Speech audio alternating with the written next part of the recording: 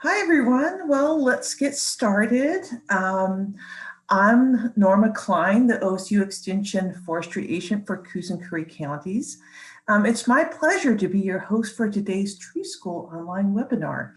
So Tree School is a production of the OSU Forestry and Natural Resources Extension Program and the Partnership for Forestry Education.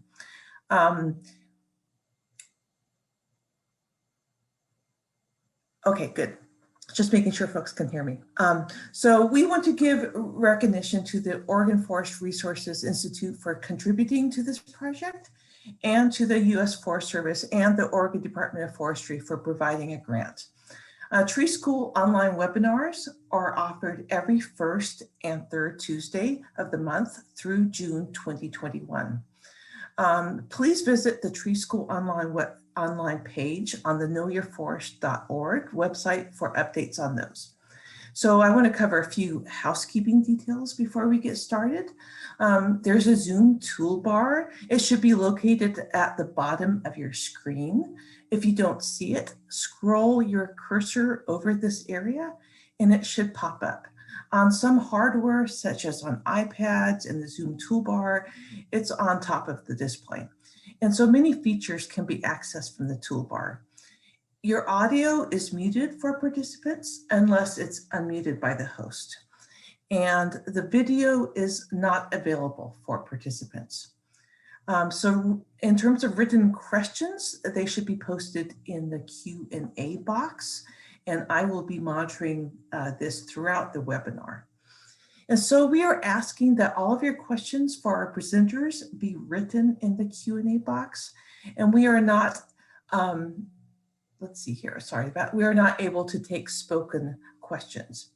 So the chat should only be used if you're having problems, and this will be monitored throughout. So do not post your questions in chat, but in the Q&A. And chat can also be used to send messages to panelists and participants, either individually or as a group. Resources can be found on the Tree School online class guide page, which you can easily reach from the Tree School online page on the knowyourforest.org. Click on the webinar description, then look for the webinar you are looking for. Immediately above each webinar description is a link to instructor resources. So the webinars are being recorded and they will be archived as YouTube videos and be accessible from the Tree School online pages. And polls will be used during this webinar at the beginning, and an evaluation poll will be posted near the end as well.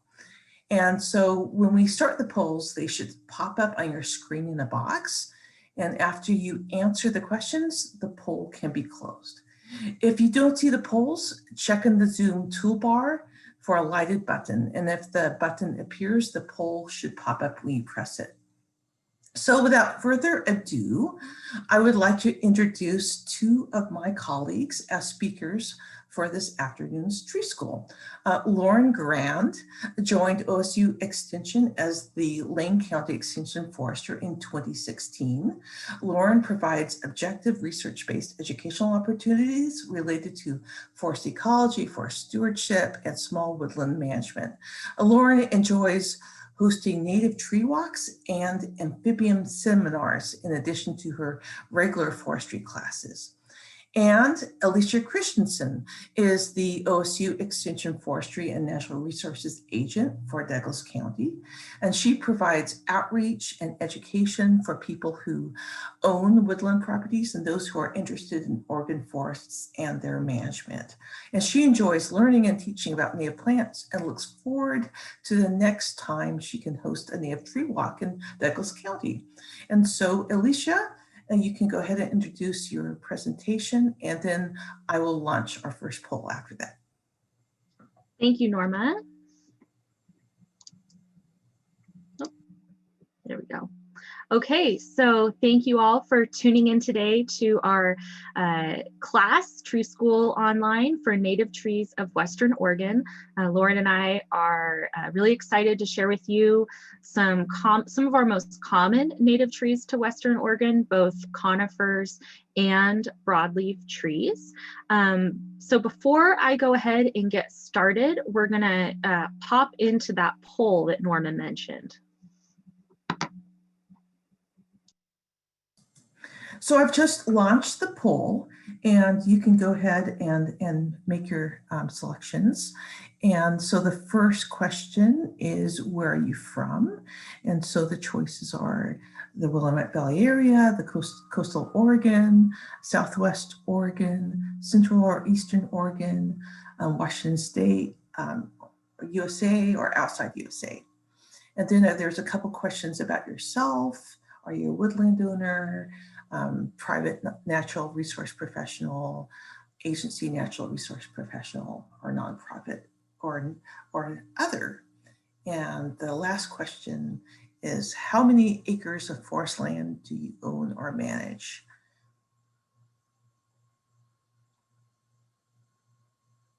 And so those could be from 0, which is fine, or 10 acres or less, 10 to 40 acres, or over 1,000 acres.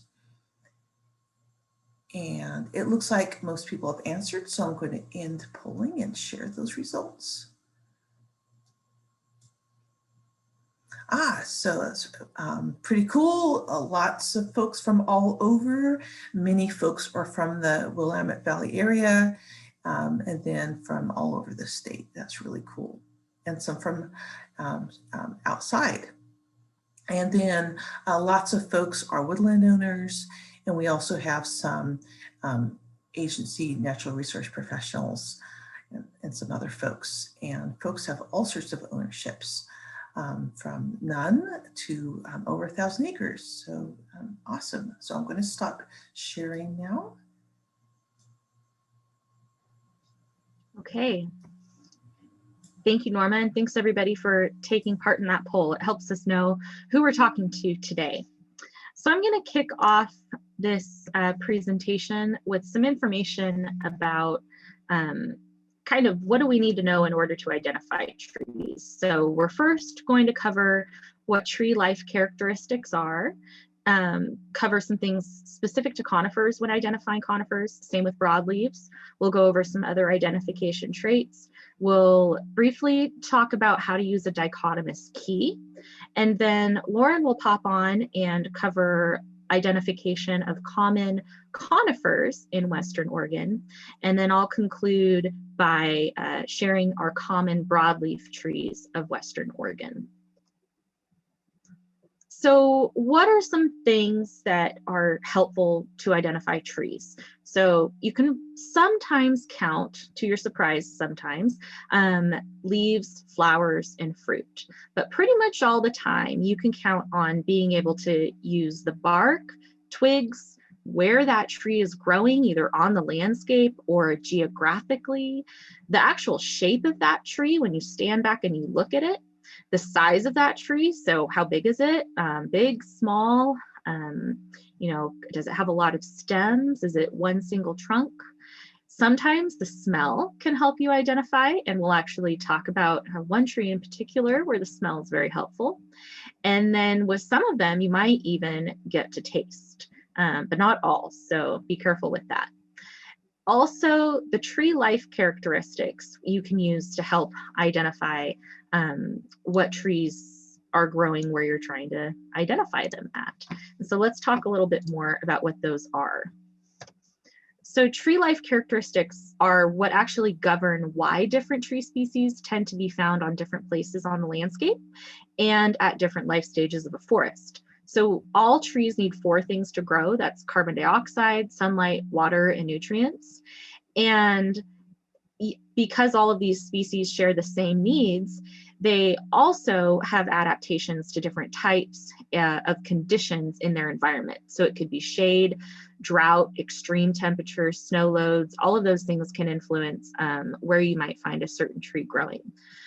Some trees are, or all trees are adapted to outcompete others in certain growing conditions, so it gives them a competitive advantage. So for example, if we look at coastal redwood, which is found on the very southernmost coast of Oregon, and then down into Northern California, but it is an Oregon native species. That tree, it requires heavy year-round moisture. That's why we primarily see it in the coastal fog belt in Southern Oregon, and we don't really see it on the interior of Oregon, you know, in like the Willamette Valley, where you might get hotter and drier summers. So redwood is not adapted to grow through periods of drought, no matter how brief, which is why they occur on the coast, and that's where there's heavy moisture available all year. When you visit the coast, you probably will notice that redwoods have a competitive advantage against other trees they're growing by because they've adapted to that environment. Therefore, they're taller and larger and outcompeting everything else in that zone. So if you want to learn more about different tree life characteristics, what does it take for a certain tree to be found in a certain place on the landscape, you can refer to the Trees to Know in Oregon and Washington book, which I'll mention a little bit more about later, and it's on page 138 of that book. I'm going to talk about some general characteristics that you want to look for when identifying conifers. So conifer trees are also known as softwoods or evergreen trees. They don't shed their leaves all at once each year because they have a waxy coating on their foliage, and that helps protect them against cold, and their cells then have these antifreeze chemicals that help ward off the harsh conditions of winter. So instead of shedding all of their leaves at once, they gradually shed dead foliage and remain green all year. That's why most of them are evergreen. There are exceptions. The leaves are needle-like or scale-like, and they're called, the type of seed that they are produce is a gymnosperm. So that means that they have a naked seed. It's not enclosed in an ovary. So usually you'd find that in a woody cone. And there are nearly 30 species of conifers in Oregon. Now, here's a few examples of some common conifers that you all might be familiar with, which we'll talk about in a bit. Here's some examples of different leaf shapes you might find with conifers. So up the top, needle-like, you might find linear, scale-like, like with an incense cedar, awl-like, that would be something like a giant sequoia.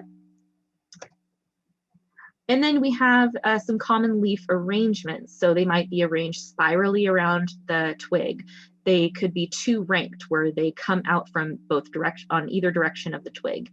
They might be in clusters, bundles, or fascicles, so they're actually grouped together like you would find in a pine, or massed like you see in the bottom right here, where they all are kind of clumped together in one location. Now we'll move on to some common helpful tree identification characteristics for broadleaf trees specifically. So broadleaves are also known as hardwoods, commonly called hardwoods. That's because their wood is generally harder than conifers.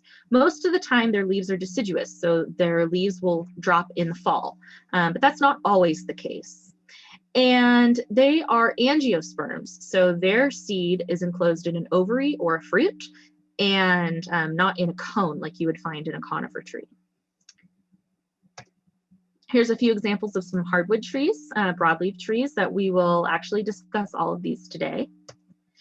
And some leaf patterns. This can be really useful in helping identify hardwood trees. So here's some common ones on the screen. Alternate just means that the leaves are coming off of that main stem in an alternate pattern. Opposite means that you're going to find two directly across from each other coming off of that twig. And whorled means that you'll find three or more leaves coming off of that twig at one point. So it's kind of like opposite, but with more than two leaves.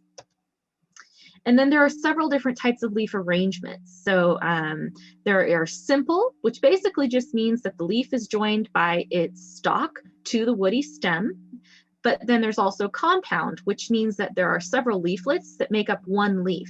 So if you look at the example here on the screen, each of those leaflets are actually, there's 7 leaflets that compose that one leaf. And you know that it's a leaf and with leaflets, because it's not, the leaflets are not attached to a woody stem. It's a softer, you know, stem stalk that it's attached to. So you'll see at the base there, that's where it actually attaches to the woody stem, which is how you kind of can tell those apart. So some example of shapes here on the screen. There's palmately compound, which basically kind of looks like a hand, is a good way to identify that one. Odd pinnate just means that there's an odd number of leaflets. Even pinnate means there's an even number. And then bipinnately compound means that there are leaflets on top of leaflets. So it has, there are leaflets that make up the leaflet, which makes up the leaf. So much more complex looking. Leaf margins are another way to identify broadleaf tree leaves. You can see several different examples here on the screen. We'll use most of these terms today. Doubly serrate just refers to the type of teeth that are there on that leaf. Basically, there is a tooth on the margin, on the edge of that leaf. That's what the margin is, the edge of the leaf. And then there is a tooth set within that tooth, which is why it's called doubly serrate. You can also have just plain serrate, which is on the screen as well, which just means that there's one tooth. We have different types of lobe. You could have a pointy lobe or a smooth lobed leaf. Entire just means that it's smooth all the way around the margin, around the edge, and then wavy. That one's pretty self-explanatory there. It's kind of wavy along the margin. So other common traits that are very useful for identification. Bark, there's quite a wide variety of things with bark that you can use to identify. Color, texture, is it furrowed, is it smooth, how old does it look, are there thorns? These are all really unique characteristics that can help you. The twigs, if you're looking at a tree and you want to pull off one of the leaves or one of the needles, you might be able to see where there's a leaf scar, and that's a place where the leaf used to be attached. That shape can sometimes help you identify. Also, the size, color, shape of the bud, that can be helpful if it's a deciduous tree and you're trying to identify it in the wintertime. We have flowers, also very helpful, using shape, color, texture, size, certainly smell. All of those things are useful for helping identify. And then we have fruits and seeds. So we mentioned cones, which are associated with conifers. And then we have dry and fleshy fruits, which are associated with our broadleaf trees. And we'll get into more details about those with each individual type. And then the overall shape. So is it tall and skinny? Does it have a droopy top like that hemlock on the far left of our screen? Does it have a really wide crown, kind of like a mushroom, like the oak in the center? Those can be really helpful too. So a dichotomous key, this is something that you might find helpful if you're out in the woods and trying to identify a tree and you don't really know where to start. A dichotomous key, that's the perfect place. So you don't need to know every characteristic about a tree. You just need to know what one or two characteristics are, and the key can help you narrow down to the rest and help you come up with that answer of what is this tree. There are a lot of different keys out there. Some of them are picture-based, some are words. It's just kind of whatever book you happen to pick up or whatever your preferred learning style might be. And basically the way that it works is that if a group of plants is split far enough down, you'll eventually end up with only one option. At each point, two options will be presented, and then you'll pick which one is the choice that aligns with the species that you're looking at. So here's just an example of a key. Came from the Trees to Know in Oregon book, and that is the previous edition of Trees to Know in Oregon. I don't have the updated page number on there for the new Trees to Know in Oregon and Washington, but we do have this key as well as another example for broadleaves provided in the resources section of Tree School Online. So you can check that out after the class is over. You have access to those keys. Oops. And so I just mentioned this book here, Trees to Know in Oregon and Washington. Some of you might be familiar with Trees to Know in Oregon. It has a blue cover. It just recently was updated in 2020, and we have this fabulous new version that is available through OSU Extension. If you care to purchase it or want to add another one to your collection, it's a great resource. And another one that's a fantastic resource is the Establishing and Managing Forest Trees in Western Oregon publication. It's produced through the Oregon Forest Resources Institute, and it is free. So you can go on their website and download it, or you can contact your local extension forester. I was the lead author on helping put this publication together, and I can tell you there's a lot of really great information in there for helping you identify trees and knowing what trees might grow well in your area. So I encourage you to check both of those out in the future. So at this point, I'm going to go ahead and stop sharing, and we're going to switch over to Lauren, who's going to cover our conifers, our conifer identification. Great, thank you, Alicia.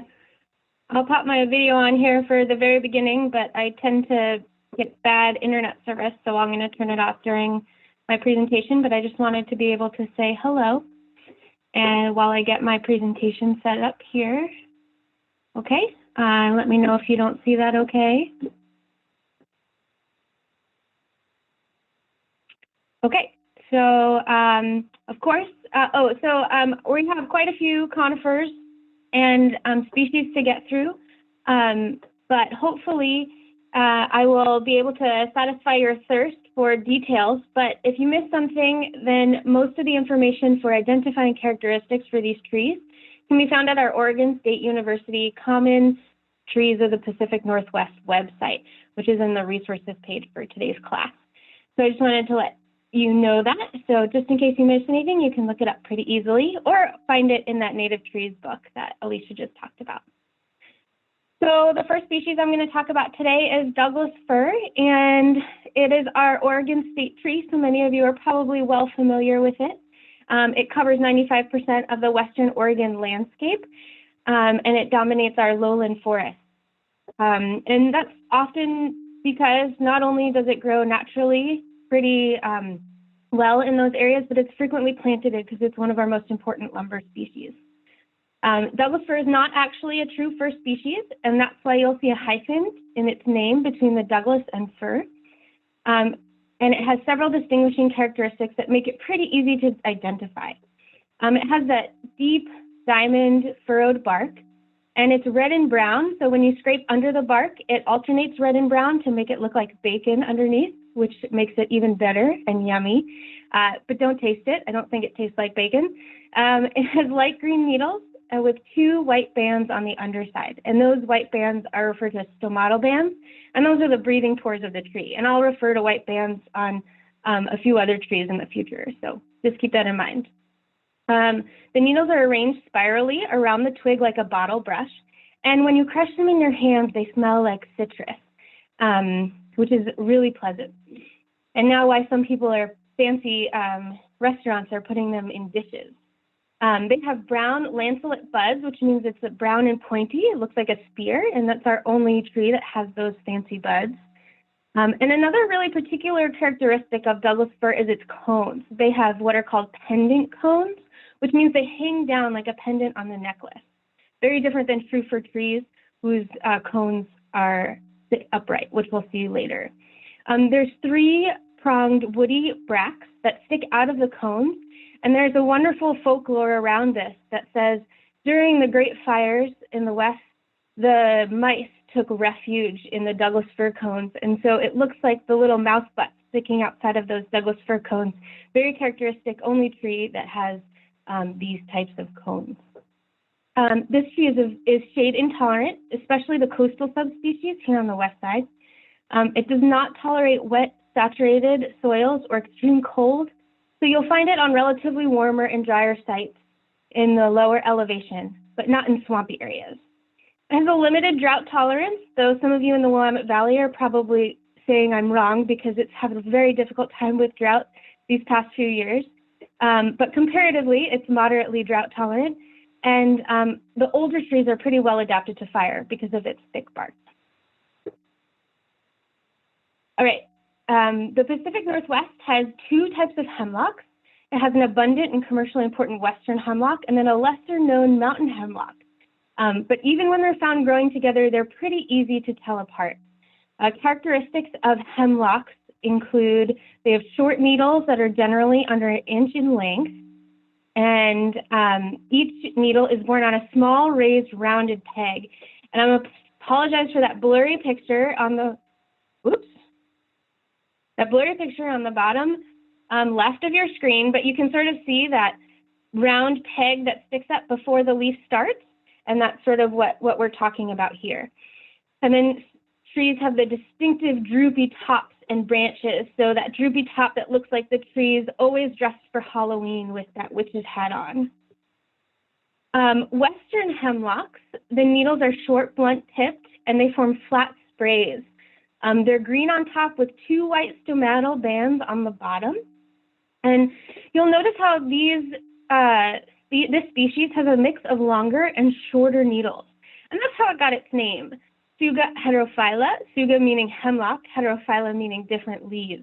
And so it'll have alternating leaf sizes. And western hemlock cones are small and egg-shaped.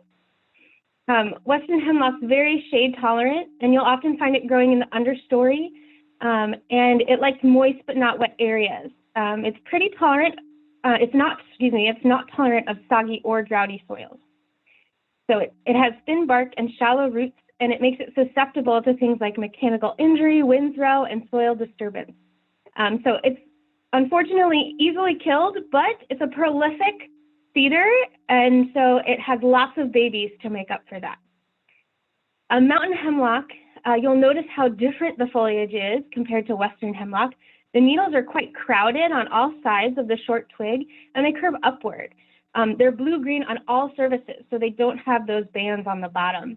And western hemlock cones are 1 to 3 inches long, thin, and have rounded scales. You'll often find this tree in mixed stands on exposed ridges and slopes at high elevations along the crest of the Cascade Range in Oregon. And similar to western hemlock, it likes to grow in moist areas and is shade-tolerant species. Okay, just like Douglas fir is not really a fir, our native cedars are not real cedars. True cedars have needles and are in the pine family, and they're not native to North America, but grow in the Himalayan and Mediterranean regions. You'll notice how, just like Douglas fir, our false cedars have their names written so that cedar isn't alone. Red cedar is one word, and the other 2 have hyphens, and that indicates that it's not a true cedar. Cedar does mean fragrant wood, and that's how these trees got their name, because they smell so good. False cedars are commonly grouped together because they share the following characteristics. They have tiny scale-like leaves that overlap like shingles. They have distinctive small cones that remain on the tree long after their seeds are gone. The bark is brown and fibrous, but it does vary in rigidity between the species. And it's pretty easy to recognize our false cedars as a group, but distinguishing them from each other can be pretty difficult. And I'll show you the best way is typically through the cones. So western red cedars have leaves that overlap scales with white waxy patches that look like butterflies on the underside. And the cones have clusters of very small, about 1.5 inch egg-shaped cones that look like little woody flowers. They look like little woody rosebuds. They're quite beautiful, actually, on the ends of the branches. And you'll notice how on those leaves, those stomatal bands, those white patches, fill in. That'll be a distinguishing characteristic from our Port Orford cedars. Our incense cedars are very different. Their cones have 3 scales when opened, looking like a flying goose. And when they're closed, they somewhat look like a duckbill with their tongue sticking out. I live in Eugene, and there are quite a few of these on the University of Oregon campus, and I think it's because they look like little ducks.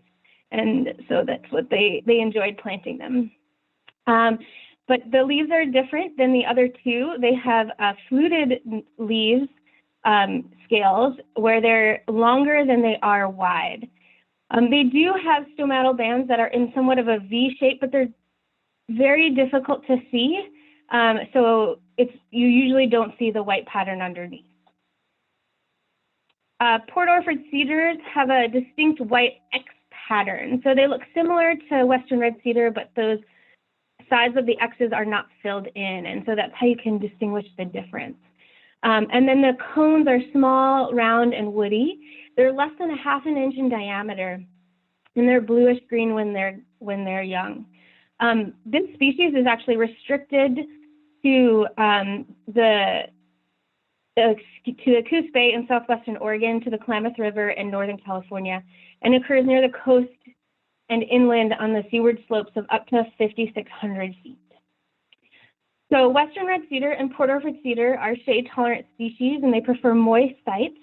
Not very tolerant of drought. Port Orford cedar is pretty susceptible to Phytophthora root rot. Incense cedar is a wind-strong species, and it's much better adapted to droughty conditions and extreme temperatures, and it can actually do okay in shallow and rocky soils. It is a drought-tolerant species as well. Often as extension agents, we'll get calls that our cedars are dying because they do this thing called fall flagging, where the tree starts to drop its most inner needles.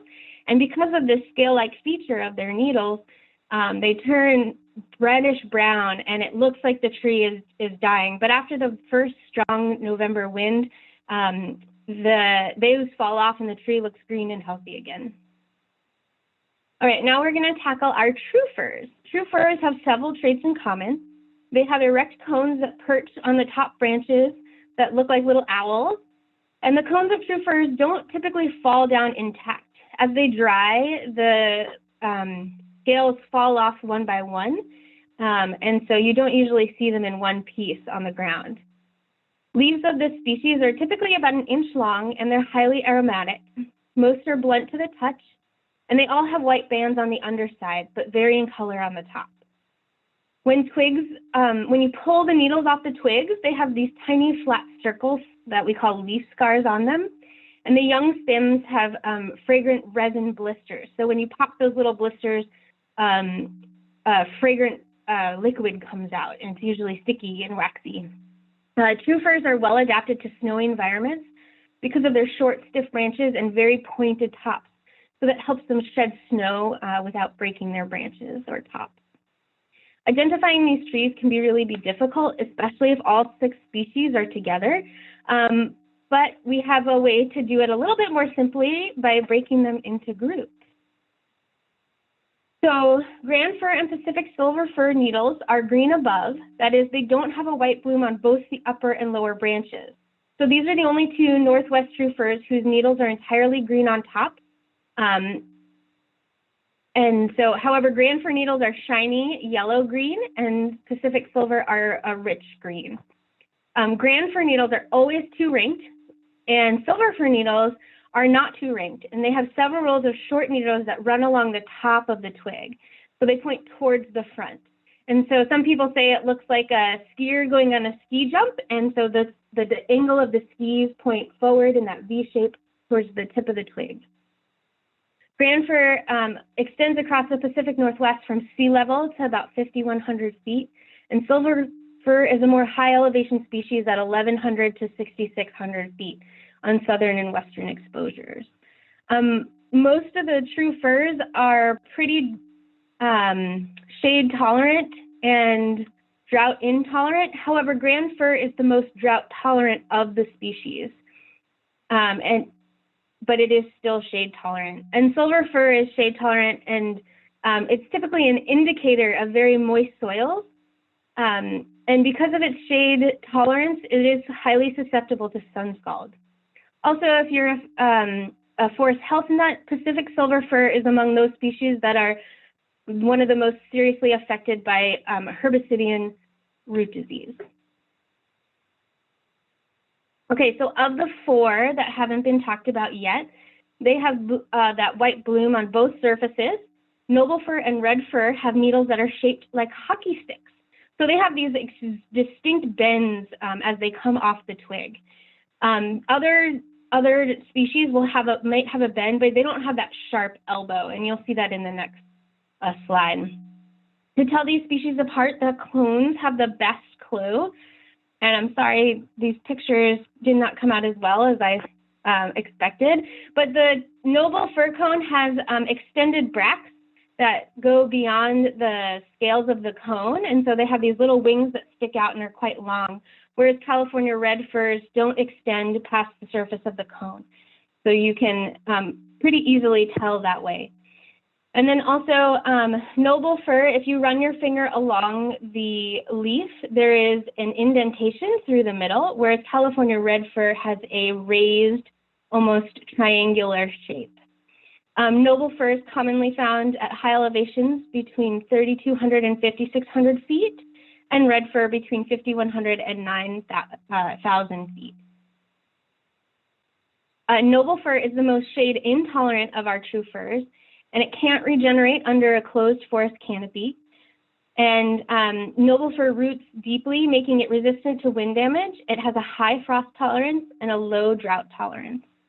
Our California red fir enjoys wet winters and warm, dry summers. It's sensitive to poorly drained soils. It has a moderate shade tolerance and a high frost tolerance. And as with other true firs, a low drought tolerance. Okay, and then the other two that are left are grand fir and subalpine fir. Both these species have those greenish twigs and whitish bloom on both surfaces. This is where their similarity ends, though. Subalpine fir is a small tree of the subalpine region, and white fir is a large tree of middle elevations in the mountains of southern Oregon. It's normally found between 3,200 and 8,200 feet. Subalpine fir needles are short and they're densely packed. They're tightly clustered on the top of the twig, and white fir's needles are typically much longer, more widely spaced along the twig. They tend to be two-ringed, although they can also vary from flat to V-shape or U-shape. And that, a lot of it depends on how much sun exposure that they're getting. Subalpine is a shade-intolerant species and usually an early cereal species. White fir is shade-tolerant, moderately fire-tolerant, and which means it can survive low-severity fires, but high-severity fires it does not do well, and it's sensitive to drought. Okay, so we made it through all of our true firs. Our coastal redwood species, this has an interesting taxonomic history. Although several species of redwood once spread across the globe, long-term climate changes have reduced their numbers and their range. And now only one species exists, which is our Sequoia sempervirens, and it occurs in a narrow band along the west coast of North America from southwestern Oregon to Monterey, California. The needles are shaped like a double-edged sword, and they occur on a flat plane. They're typically about 1/2 to 1 inch long, and they're green on top with distinct white bands below. Their cones are 1 inch long, and they have these thick, wrinkly scales. And they're brown, and the bark is a reddish brown. It's thick and fibrous and deeply furrowed. The tree itself always has a lot of young redwood sprouts coming out from the base. The chemicals in its heartwood protect it from insects and diseases. It's an extremely fire-resistant spongy bark, which can be 12 inches thick. And it recovers well from being flooded with mud, and it's very shade tolerant.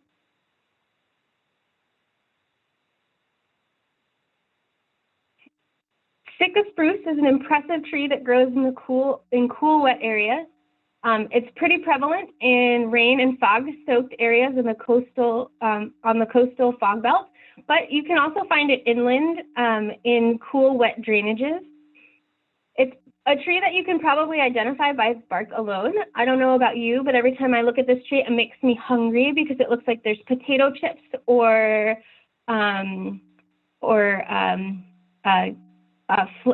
what's that cereal? Anyway, potato chips stuck to the bark. Cornflakes, that's the cereal I was thinking of. And except they're purple, so it makes it fun, like you're a kid. Like any spruce, it has sharp, stiff needles, and you can tell it's a spruce when you go up to it and go ahead and shake its hand to say hello. If it pricks you, then it's a spruce tree. Spruce needles are born in woody pegs, similar to hemlock, but these are typically square. And unlike their needles, their cones are quite soft and papery thin. So Sitka spruce has an intermediate shade tolerance. It does tolerate salt spray, which is why it does so well on the coast. It likes a foggy climate, and it can tolerate being flooded. And Sitka spruce is the largest, can grow to be the largest of all the other spruces in the world. Okay, so I'm going to talk about pines next.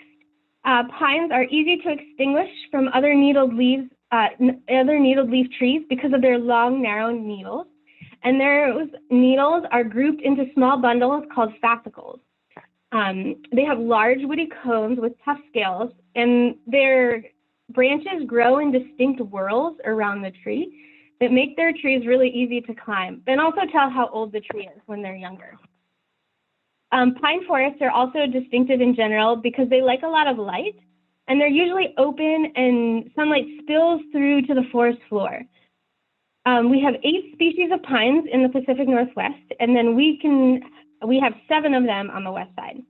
So the easiest way to identify pines are to count the needles in each bundle, and then which divides the species into smaller groups, and then you can pretty much distinguish which trees they are based on their cones and the range. So let's start here. So there's 2 needle pines, there's 3 needle pines, and there are 5 needle pines. We're going to start with our only 2 needle pine, which is lodgepole pine or shore pine. And this is actually the same species with 2 different forms.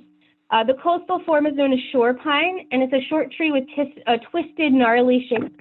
And lodgepole pine is an inland mountain form of the tree, which is tall and straight. So lodgepole for the tall and straight mountain pine, and the Latin name Pinus contorta for the shore pine version, which is the contorted coastal form. It's a 2-needle pine that distinguishes it from the other pines, and the needles are stiff and relatively short. The cones are approximately egg-sized with sharp prickles on the cone scales. And the cone can be open or closed, and they remain on the tree for many years. The closed cones are serotinous, meaning they stay glued shut until heat from a fire melts the resin and releases the seeds. And this is one of the ways that lodgepole pine is pretty adapted to fire. This species has a dark, scaly bark that tends to be darker and thicker on the shore compared to the lodgepole form. And then shore pine has its competitive advantage, and remember Alicia mentioned competitive advantage earlier, on marginal nutrient-poor sites, and that includes really dry, sandy sites, such as coastal bluffs on the shore. And then at the opposite end of the spectrum, it also does pretty well in swamps or peat bogs. So these extreme tolerances make this species a really good choice when you really want to plant a tree, but nothing else will survive. But you do have to ask yourself, does a tree belong there? This one will grow. Okay, so we hit 2 needle pines. Now we have 3 3-needle pines: ponderosa pine, Jeffrey pine, and knobcone pine. Ponderosa pine and Jeffrey pine are extremely similar. They're nearly the same species. People typically have a really difficult time telling them apart. They both occur in bundles of 3, and they have needles that are 5 to 10 inches long. Ponderosa pines usually have these tufts at the ends, while Jeffrey pine, they're bushy along the twig. Both of them have bark that flakes off in shapes like a jigsaw puzzle. And when I was a student, I used to eat my lunch under these trees and try to put the puzzle back together from the pieces that fell off. It never worked. I was never able to do it. But if one of you can, send me a picture. That would be great. The ponderosa pine usually has a yellowish orange color when mature. Jeffrey pine usually skews more yellow, reddish brown, but still pretty difficult to tell just from the bark. Ponderosa pine cones are 3 to 5 inches long, much smaller than Jeffrey pine cones, and each scale has a straight, stiff prickle that sticks out the side. So if you look at those little prickles stick out, and when you roll it in your hands, you can feel those sharp pricks. Jeffrey pine cones are 5 to 12 inches long, and each scale has a curved J-shaped prickle that curves inward. And so you can remember which tree is which by the cones when you roll it in your hands and you say to yourself, gentle Jeffrey and prickly ponderosa. Knob cone pine is pretty distinctive from these other two species. Their needles are 3 to 7 inches long, and they're slender and quite twisted. And then the cone is quite different as well. They're swollen, has a knob-like bump on the side, and is 3 to 6 inches long. And they grow in dense clusters with each other. This species is found on dry, rocky slopes and ridges of the coastal mountain ranges in southern Oregon. And so their ranges are also a little bit distinctive of where they are. And so Jeffrey pine is usually a high elevation species, 48,000 to 4,800 to 9,600, and ponderosa pine is a little bit more widespread. I will note that there is a Willamette Valley ponderosa pine that is different, is a different variety than a regular ponderosa pine that you'll find in Southwest Oregon or Eastern Oregon. If you're in the Willamette Valley and you're looking to plant the ponderosa pine, you'll want to make sure that you get that Willamette Valley variety. Otherwise, the tree won't grow as well or as healthy. That tree, instead of being able to handle snowpack, it handles flooding much better, those thick clay soils with heavy flooding, whereas the other species don't handle that as well. Ponderosa pine and Jeffrey pine also tolerate extremes in weather, and they're shade intolerant and fire resistant. Knobcone pine is drought tolerant, shade intolerant, but not very tolerant of fire due to its thin bark. Okay, now we're up to our 5-needle pines. We've got 3 of those as well. And I like to remember that the 5-needle pines, white has 5 letters and sugar has 5 letters. And so that helps me remember that they have 5 needles. Our western white pine has needles in bundles of 5 that are 2 to 4 inches long. And their cones are 5 to 12 inches long. So they're quite long, and they often curve like a banana, and they have a lot of resin on them. The bark is broken into small squares or rectangles on the older trees, so pretty distinctive than the others. Sugar pine also has needles that are 2 to 4 inches long, and large woody cones, but sugar pine's cones are 10 to 20 inches long, the largest cones of any of our conifer species. And the bark, like ponderosa pine, falls off in puzzle pieces, and it's more of a purplish, brownish, reddish color. Let's see. And then white bark pine is pretty different than the others. It's usually under 50 feet tall and 2 feet in diameter. It's often a disordered shrub-like looking plant, and it occurs in, its needles occur in 1 to 3 inch lengths, and their cones are smaller, 2 to 3 inches, and they're nearly round, and they have scales with no prickles. And they are closed on the tree. The bark is thin, scaly, and pretty gray throughout its life. And then western white pine is a little bit more low elevation species. It's more of a northern species. White bark pine is really high elevation. It's really usually at the tree line in the Cascades. And then sugar pine is found more in southwestern Oregon. All of these tree species as 5-needle pines are susceptible to an invasive white pine blister rust. And so a lot of the species have declined in population as a result of this rust. However, there's been a lot of research in perpetuating the species in disease resistance.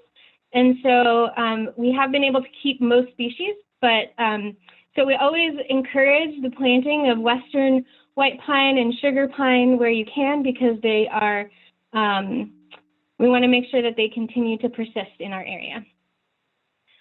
These trees are, western white pine usually grows with other trees. It's typically not in pure stands, and it's a shade intolerant species. Our sugar pine is the most tolerant to air pollution. It's got an intermediate fire tolerance and frost tolerance, and it's less tolerant of drought than most of its companion species. It's also a little bit less shade intolerant than ponderosa pine, but that changes as it gets older. So as we all get older, we get more cranky. Sugar pine does as well. And then the white bark pine is extremely intolerant of competition or shade. Being up there in those really high elevations, it takes everything it can get, and it's a pretty drought tolerant species. Okay, so my last conifer here, Pacific yew. Pacific yew's needles are dark green above and lighter green below. A lot of times people confuse them with hemlocks, but you'll notice that they are very pointed at the ends, whereas hemlock's needles are quite blunt. They also have green twigs. The fresh growth is green stems, whereas hemlocks have a woody twig. The fruit is a single seed surrounded by a soft, fleshy, bright red pulp. It's not a cone, but it's still commonly considered a conifer. These seeds are highly poisonous, so please do not taste them. These seeds grow very slowly and are long-lived, and even a small tree can be several hundred years old. The bark is thin, purple, and quite scaly. So I also tend to think that this tree species, I always identify it by looking out in the forest. It's usually alone by itself, and it's in the understory. And you're just looking at it like something doesn't quite look right with that tree. Is it diseased? And then you start looking at it and it's got this funky, amazing, artistic shape always. And the bark has this beautiful rainbowish red peely. And you're like, no, that's a beautiful Pacific yew tree. So it looks like a tree that always has something off, but it's supposed to be that way. Okay, and it looks like I'm getting kicked off, and that's all my conifers. Thanks, Lauren. So we're going to take a 5-minute question and answer break, and folks can post your questions in the question and answer box. And this is a pretty short break for questions. If we have more than we can handle, we will cover them in the question and answer in the end. It does look like we have a couple on there now. And so here's a question. Do any of our native pine have edible nuts?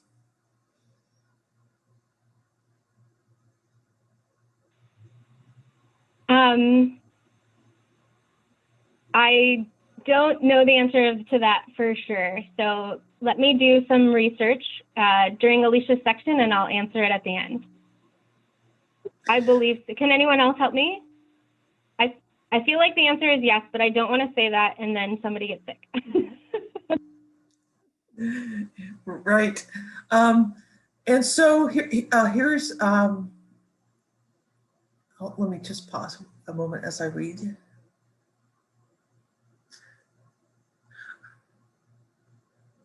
Okay, so here's a question about the white pine blister rust from Steve. Currents can spread white pine rust.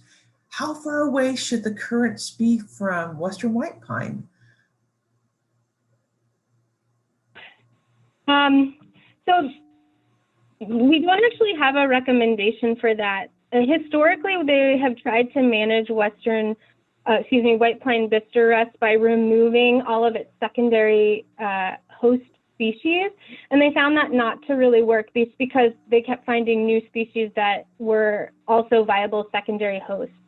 And so honestly, the best thing that you can do instead of worrying about where the secondary host species are is to make sure that you're setting up your 5-needle pines for success. And to do that, you'll want to reduce the relative humidity around the base of the tree, because that's how the rust does well. And so you can do that by pruning up the lower branches to help increase airflow, and making sure to make sure that that tree has an adequate amount of sunlight and space so it's vigorous and healthy.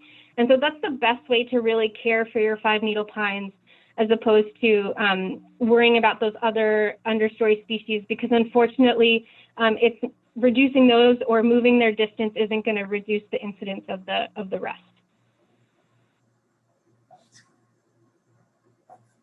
Great. This question might be a nice segue to the next section, but which of our trees are considered hardwood or softwood as far as carving and crafting tables and such? I'm going to answer that with that it's going to vary based on the type of tree and its lumber quality, but generally hardwood trees or deciduous trees or broadleaf trees are probably are better and a little bit harder and stiffer for carving and those sorts of things, and the softwoods less so. But you can also but cedars are often used in carvings, and they have that decay-resistant wood, so they persist for a long time. And redwood too, I would say. Anybody else want to add to that?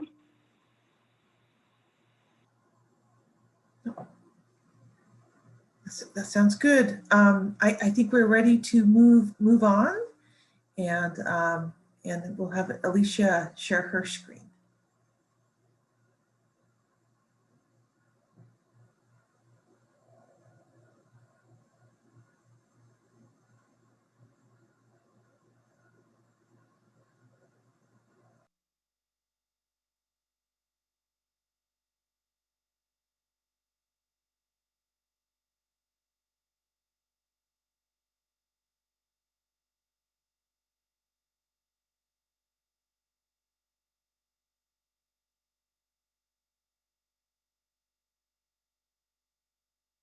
Okay, can we see that all right? Perfect. Okay, excellent. I'm going to go ahead and, as Lauren did, keep my video off just to make sure that it's not interfering with the presentation here with my bandwidth. So you all saw me earlier anyway. So, okay, we're going to dive into our broadleaf trees that we're going to cover this afternoon. And I have 10 that I'm going to cover today, but just know that that is just a sampling of what we have in Oregon. There are actually 35 native broadleaf trees to Oregon. So quite a few that we can cover at another time. Maybe if you get to take a tree walk class, or purchase the book or check out one of our resources. Okay, so we're going to kick this off with Oregon white oak, and this is a pretty iconic tree that we have in Western Oregon. You'll notice that the younger trees have a really stubby trunk, and they'll have thickets of twisting limbs. And the older trees generally have a short, massive trunk with heavy, gnarled limbs, kind of like you can see there on the screen. They have a great tolerance for being grown in urban conditions, so they can grow in neighborhoods, campuses, near sidewalks. They'll do well in those conditions. And their longevity as a species, and then their deep rooting actually permits them to allow gardens and grass and things to grow underneath them, and they'll still do well in those conditions. This species is intolerant of shade, so it loves the sun. Once something grows above it and shades it out enough, the tree is probably gonna suffer and might end up dying eventually. You see that a lot when we have conifers like Douglas fir encroaching on our oak stands. They take up all the sun, and then the oaks will decline after that happens. These are really wind firm trees. They're fire resistant. They have a deep tap root, and you'll find them growing primarily between the coast and the Cascade Ranges, all the way from Southern California up to Vancouver Island.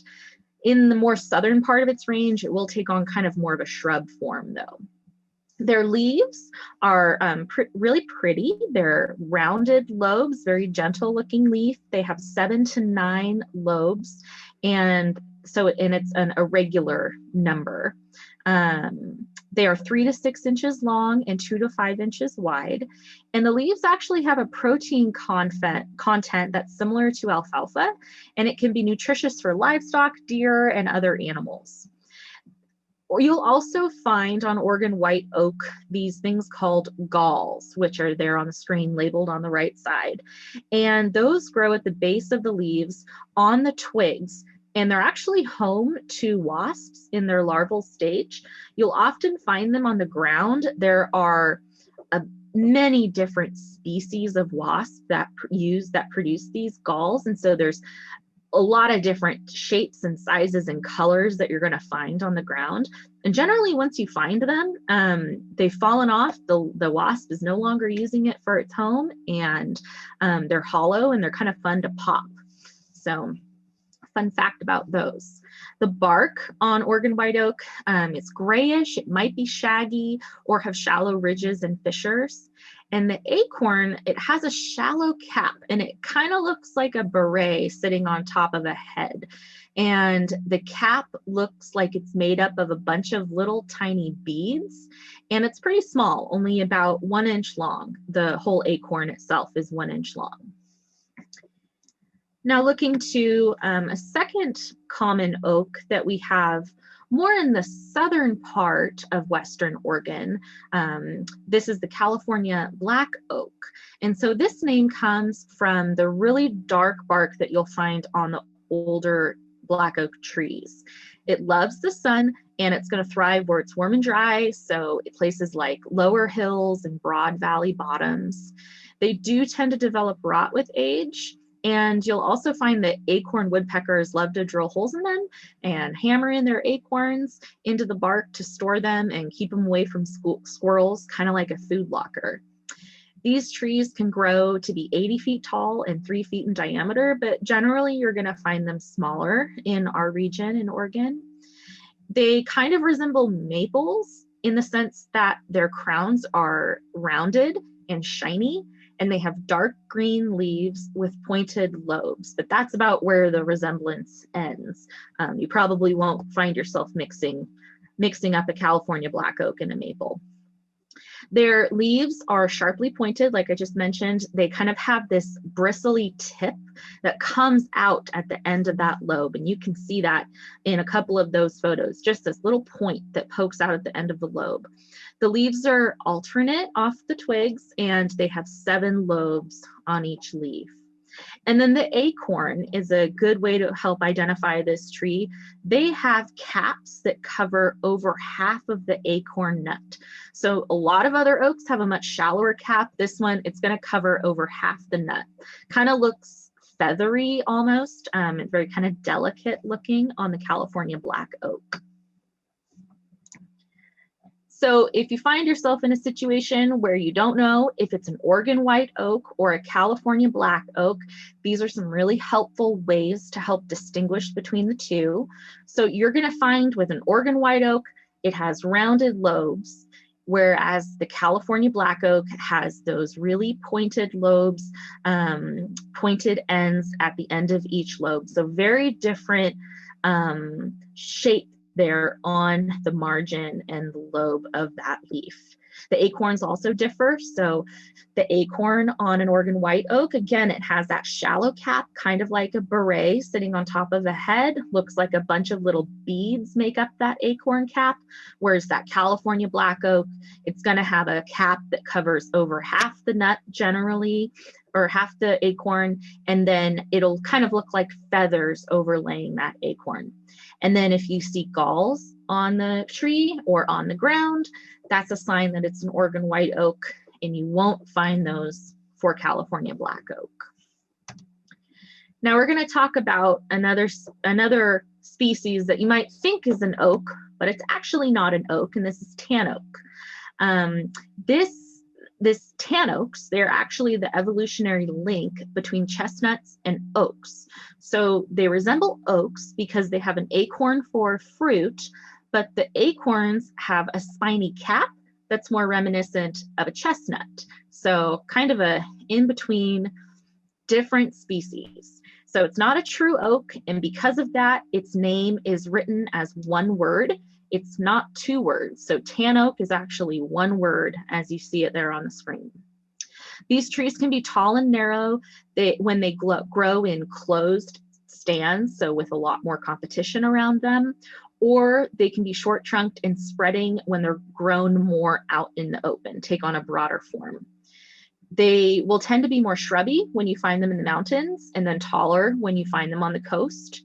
And they're a prolific sprouter, and so that can result in clumps of multiple stems when they've been cut or injured or anything like that. They're one of the 4 most abundant Oregon hardwoods, and 85% of Tanoak in Oregon are in Curry County. So it only grows in Southwest Oregon and in California from sea level to about 5,000 feet in elevation. They can grow to be 100 feet tall and 3 feet in diameter. But like I mentioned before, they can also kind of take on a more shrubby form depending on what's growing around them. Now, Tanoak are also affected by a serious fungus that causes sudden oak death. Currently, there is a quarantine area in Curry County where efforts are being made to try to contain and eliminate that disease. So we have a publication that is going to be in our references provided for this class, and it's called it covers not moving firewood, and the message there is telling you why it's important not to move firewood across county lines. And that's because it's to help prevent the spread of pathogens like sudden oak death from getting into other areas outside of that quarantine area, specifically for Tanoak, outside of that quarantine area in Curry County. So you can find information on that in the reference section of this presentation. So for identifying the tree, the leaves are a real easy way. They are simple, they're evergreen. So this tree is not deciduous. It retains its leaves year round, and they grow in an alternate pattern. The leaves are really thick and leathery, and they kind of have a bluish white fuzz on the underside. The margins, which is the edge of the leaf, they're smooth, but sometimes they can be toothed, so they can vary on what that margin is going to look like. I personally think that when you flip the leaf over, it kind of looks like a fish skeleton. That's how I will sometimes, one of my clues for helping identify it. The fruit, like I mentioned before, looks like an acorn with a really spiky cap, and the bark is thin with flattened ridges or plates. Our next species is big leaf maple, which I bet most people here are probably pretty familiar with, whether or not you realize it yet. There are actually 13 maples that are native to North America, and 3 of them are native to Oregon. That's big leaf maple, vine maple, and Rocky Mountain maple. I'm only going to cover big leaf and vine because that's what we're gonna see in Western Oregon. So big leaf maple grows as a large tree generally. The other 2 types of maples will grow more in a shrub-like form. It's the most common broadleaf tree in the valley and in the foothills here in southwestern or in Western Oregon. You can tap big leaf maple for syrup, so that's a really fun fact that some people are actually doing that, especially up in the Willamette Valley. And we have a publication on that, on how you can tap big leaf maple to produce your own maple syrup. Of course, it's going to be different than the type of sugar maple out on the East Coast, but I hear that it is a really wonderful product. So we have a publication on that, and that'll be linked in the resources as well. Big leaf maple will grow in the mountainous regions from California all the way to Washington. So for identifying it, it has opposite leaves on the stem, and the leaves are really big. They're 6 to 12 inches in diameter. They're the largest of all the maples. They can be as big as a dinner plate. The leaves have 5 lobes, and so it kind of looks like a hand when you spread out your hand. And the uppermost lobe has a distinct waist. So you'll see in that picture there, if you look at the top right picture on your screen, that upper lobe kind of comes down to a narrow point before it joins with the others. And that's what I mean by a distinct waist. The stem on a big leaf maple is almost as long as the leaf. And the seeds are really cool. They're these propeller-like seeds called samaras. These ones, there are two seeds growing together at a right angle, at a 90-degree angle, forming kind of a V shape. And they have fuzzy heads where that nut is, or that seed is. And that's unique to big leaf maple. And when these samaras fall, they kind of fly like helicopters. So they're fun to watch. Big leaf maple prefer moist, well-drained soils. The leaves are really high in nutrients and they play a significant role in enriching the soil. And they have these yellow, sweet flowers that are actually edible. And every year they produce huge seed crops. Now, vine maple, I mentioned this just a minute ago. This is the second maple that we'll find here in Western Oregon. Generally, you're going to find it to be growing less than 20 feet tall, and it'll have multiple stems. Growing beneath large Douglas fir or hemlocks, that's often where you'll find it. It's been termed the octopus of the forest, and that's because the stems will grow out in searching for light. They'll grow out in these weird fashions through the forest. And then if they touch the ground, the stems will actually root in place where they touch the ground. So they create this big, massive network of vine maple shrub-like trees in the forest. They're pretty cool. They're a really great tree for wildlife. The deer and elk eat the leaves, and then birds and small mammals will eat the seeds. They can survive in heavy shade, but they can grow in full sun as well. They like damp places with good soil. So, riparian areas are great places where you'll find them.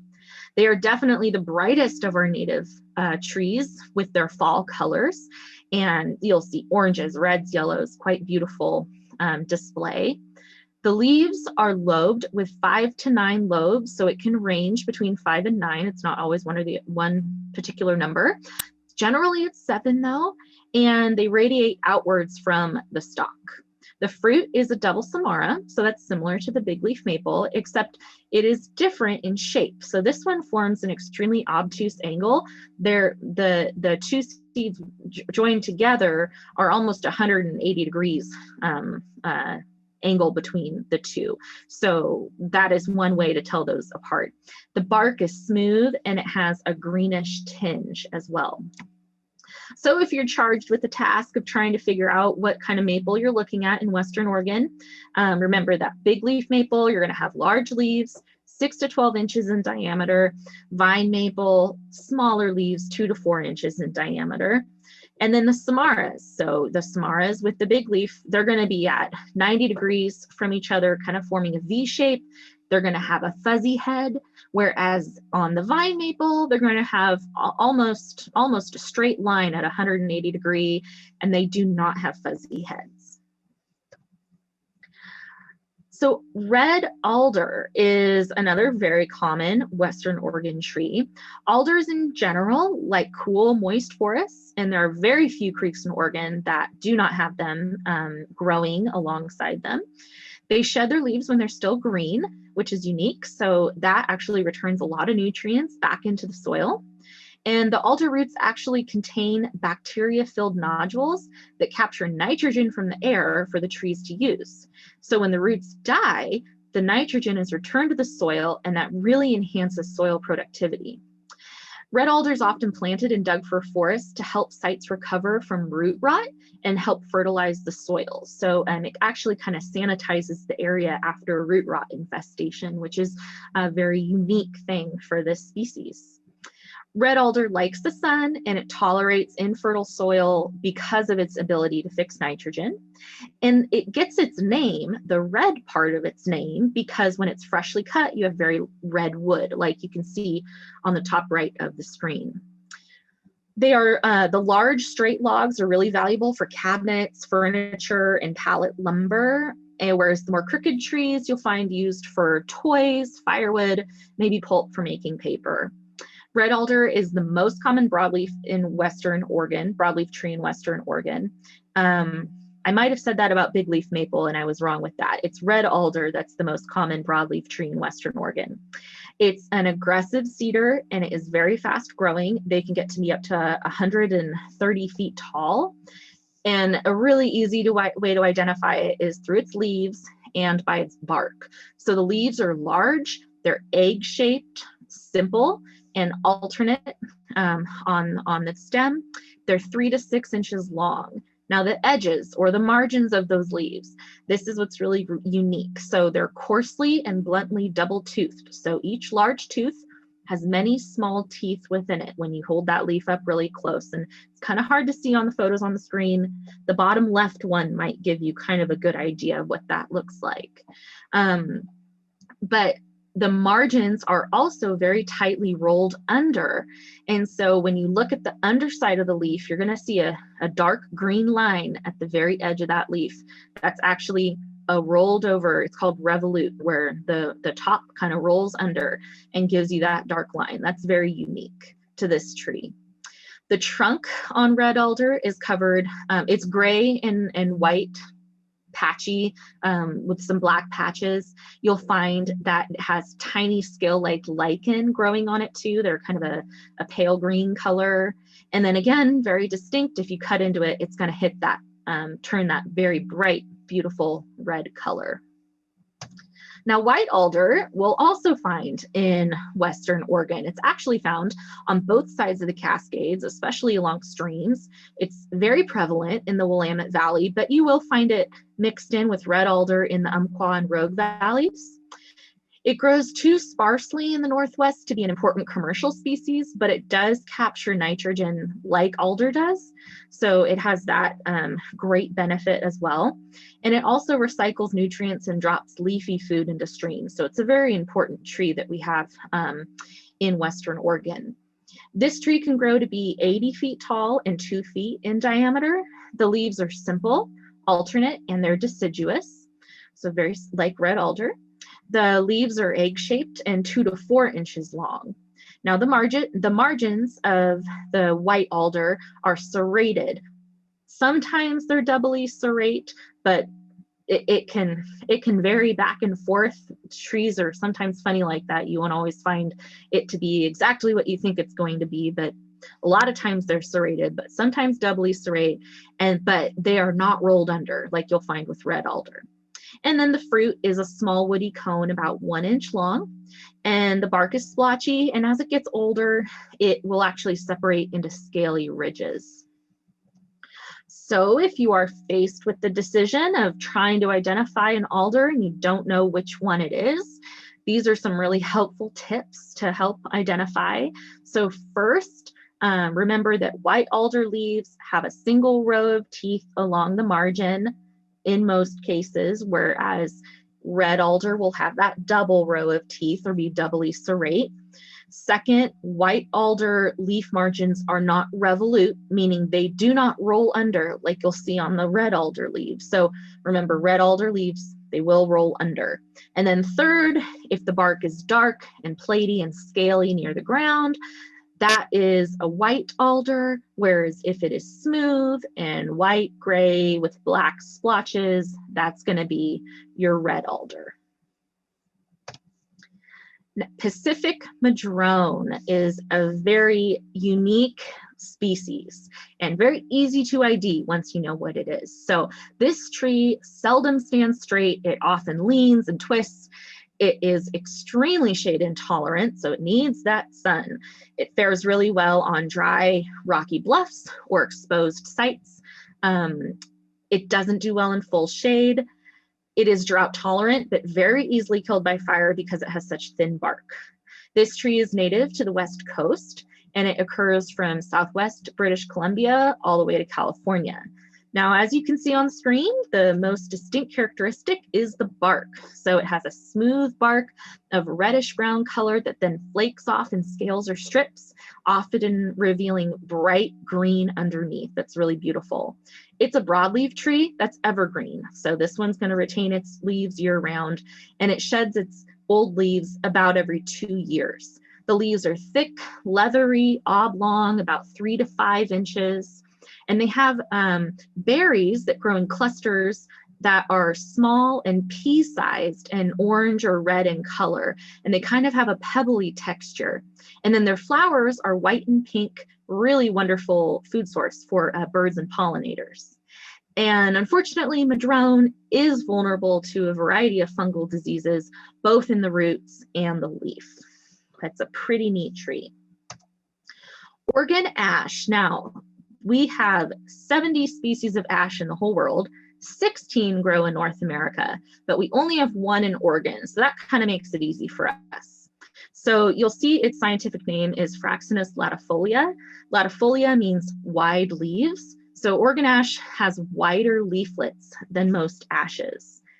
It has incredible bright yellow fall foliage. It loves plentiful moisture on stream banks and sloughs and in rich lowlands, and it's able to survive in heavy clay bottomlands that have poor drainage and stay wet for months. It can do well in sun or in partial shade.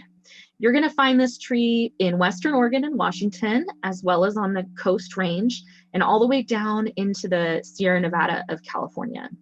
It's really easy to identify because it's one of those few groups of trees whose leaves are both opposite and pinnately compound. So we go back to those compound terms that we were talking about earlier in the beginning. And so you can refer to that, to what pinnately compound is. And this tree also has a distinct winged seed, Samara, and it's dry and it kind of looks like a canoe, and you can see those there on the screen. Some say that it's because these trees grow near water and their seeds are designed for floating. That's why they look like a canoe. So leaves on this tree, they have 5 to 9 leaflets per leaf, and then each leaf is broadly elliptical in shape. They are smoothed or slightly serrated margins, and the fruit, like I just mentioned, they have samaras that hang in clusters. The bark can be up to 2 inches thick, and it can be a gray-brown kind of color with flattened ridges. So our last broadleaf species that we're going to cover is California bay laurel. Now this one actually has a lot of different common names. You might know it by Oregon myrtle. That's another name for it. This tree often grows in dense multi-stemmed clumps where you'll find 2 to 3 stems that will assume dominance, and maybe you'll find it growing straighter in closed stands, but generally it's a pretty clumpy grower. In the bottomlands, like the valleys, it can get up to 150 feet tall and 5 feet in diameter, so it can be really massive. On average, though, it's about 80 feet tall. On really, really harsh sites, you're going to find it growing as a tangled shrub, so that can be kind of confusing if you stumble across it. It'll grow in sun or shade. When it's well established, which can be sometimes difficult for it to reach full establishment, it'll grow in pretty much anything that's rich, any soil that's rich, moist, and well drained. So there's 2 great ways to identify this tree. First, it has a pungent odor of the leaf, and it kind of smells like camphor. When you bruise or break that leaf, it's going to give off that smell, and it'll sting if you inhale it too deeply or get it in your eyes. And then the second is it has an olive-like fruit, and it's kind of one single large seed, ranges from purple to black when ripe, and it connects to the stem by what looks like a Gulf T. The leaves of this tree are elliptical, and they're 2 to 6 inches long and 1 inch wide. They're very smooth on the margins. They're dark green above and pale green below. It has smooth gray-brown bark when young, and then a thin reddish brown scaly bark when it gets matured. And in Oregon, it is known for the wood itself. Like I said, it's referred to as myrtle wood, Oregon myrtle. It's great for carving. It's beautiful, easy to work with, and just a very iconic tree for our Southern Oregon area. So I see Norma popped on, which means my time's up, which is great, because there we go. We're ready for the next part. Thanks, Alicia. So yes, we're into our next question and answer period. And so if folks have questions, you can post them in the Q&A. And it looks like there are some questions up there. And so here's a question.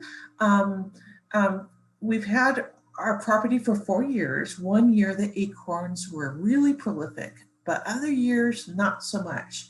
Is there a cycle to nut bearing, or is it environmental or climatic? Well, that's quite a big question to start off with. So I'm going to give you the answer that you're going to find with most of our questions that we come across, that we don't know all the details to, but it depends. So, you know, it can depend on a lot of different things. Generally, trees will kind of cycle through with their production of their, you know, seeds, nuts, cones, whatever it might be. So it does cycle through. But there definitely could be outside influences. You know, some trees, when they're under stress, they might put on a larger crop because they're anticipating their decline.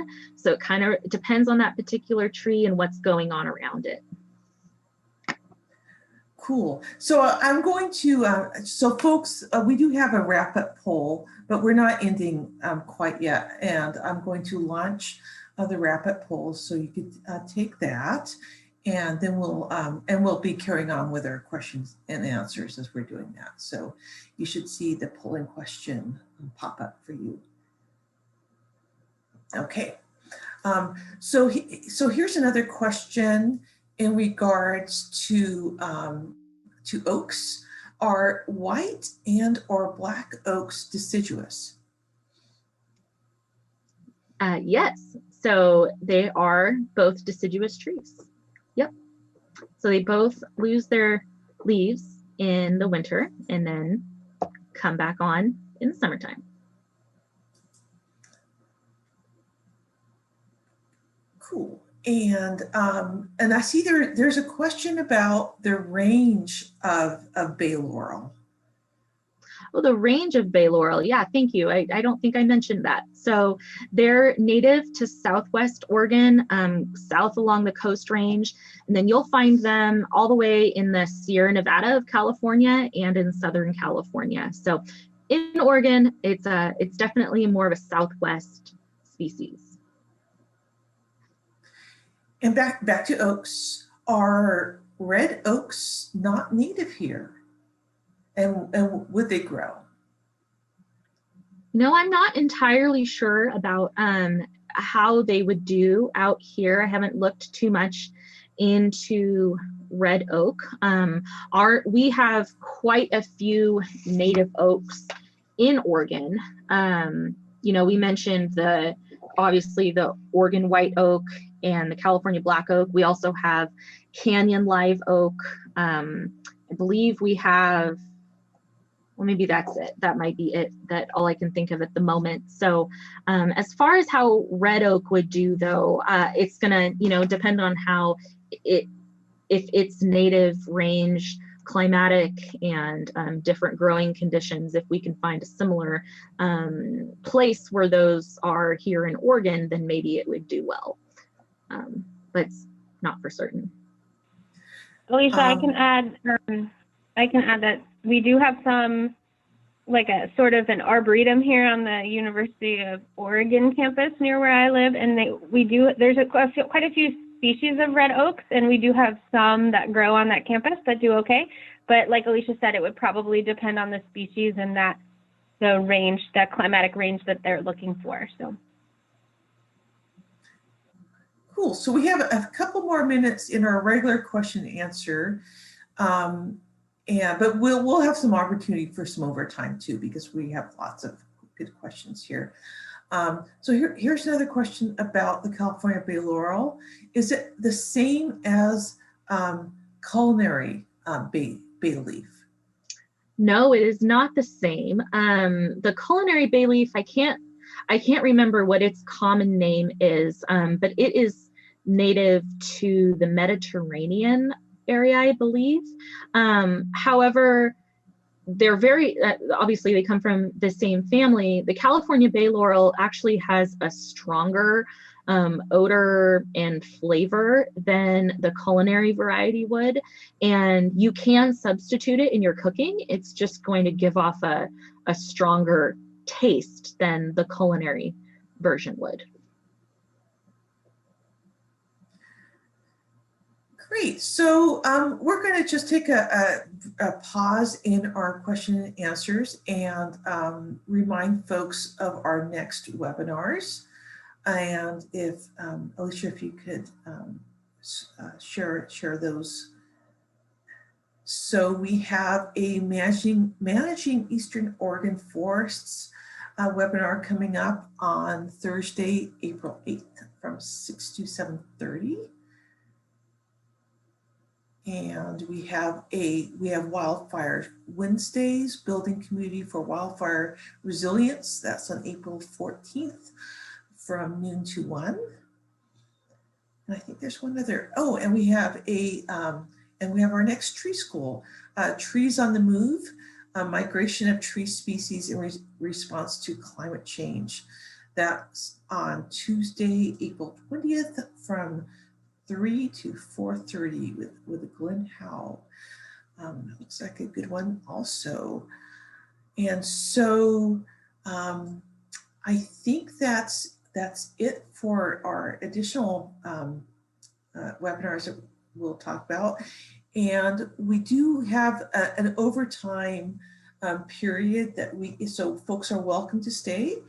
And we will do some overtime questions until about 4:44. And so let me look back at the questions here.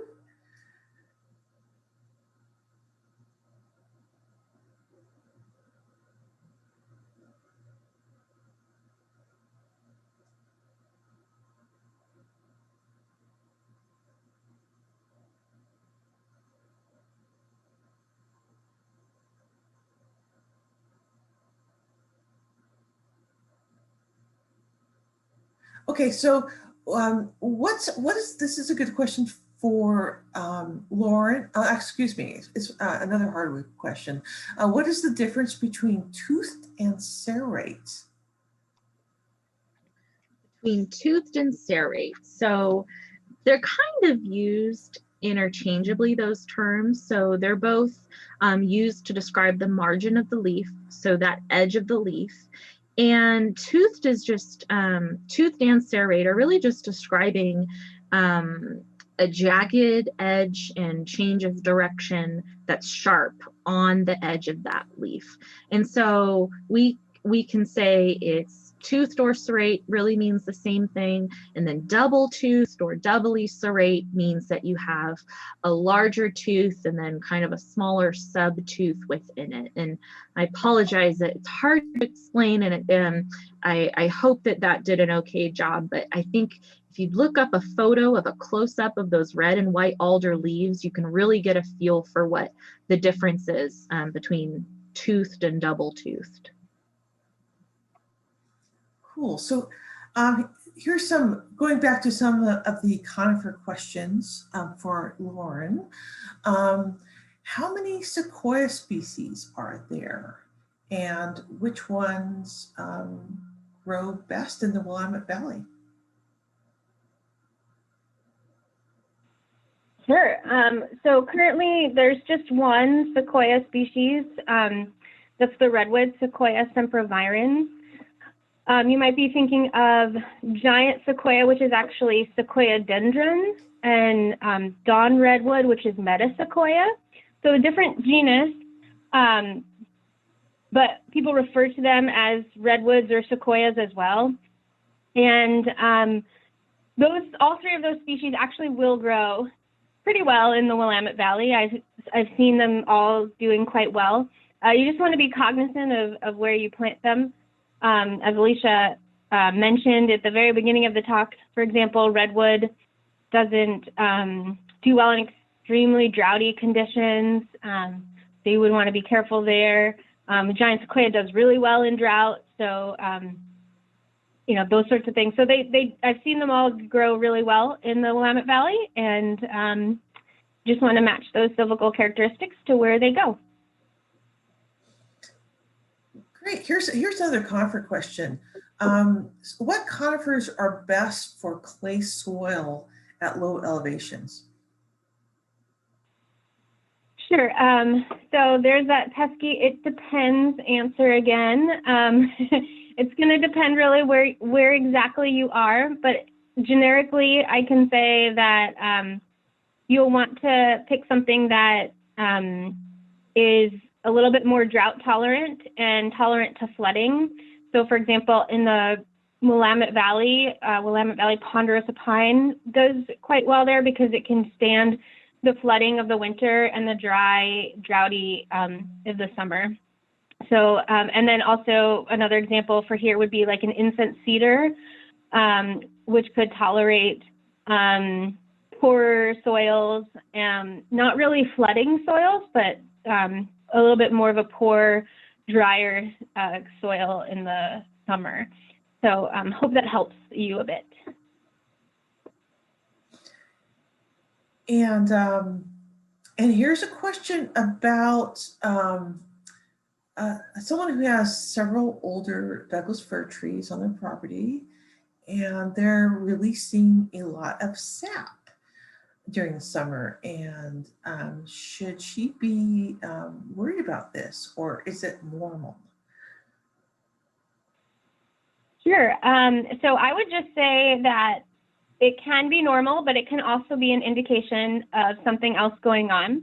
So I would tell you to look at the overall health of the tree to help you determine whether it's something that looks normal or if something else might be happening. So if the needles are starting to thin out and look a little bit more yellowish in color, the tree maybe isn't growing as quickly, then I might say that, you know, we should look further into something else potentially happening. But we forest health specialists have this great saying that pitch happens. And so sometimes there's generally healthy trees that, you know, do just release sap when we have heavy sap flows in the spring and summer with the roots trying to feed those needles as they grow. So it could also be an indication of something really good in terms of maybe something is attacking the tree and the tree's health system is working really well, pushing that foreign object out. And that means that it's keeping itself healthy and resilient and away and from being affected by that insect or disease. But if you see, you know, other indications of the tree is declining, reach out to your local agent and we can help you determine further if something's going on. Great. And here's a hardwood question for Alicia. And if we don't know this, we might be able to look at a reference.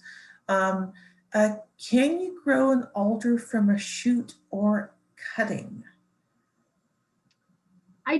I don't know the answer to that question. So I think we will have to look that up. Lauren, do you know that? My inclination is no, but I'm not 100% sure. Alders, when cut in the woods, don't typically resprout unless they're very young. Older trees don't tend to resprout, and so that makes me think it's unlikely, but I don't know for sure. Hey, Mike, we have a co-host that's lurking in the background. Do you know the answer to this question? I don't, Okay. but I would go with Lauren that usually the ones that you can sprout, usually the ones that you can start from cuttings are ones that sprout really well, like cottonwoods. Cottonwoods are really great. But I know birch is a tough one, and it's like alder, it doesn't sprout. Good Cool. question, though. Yeah, it's a good question. Thanks for all these great questions. Let's see here.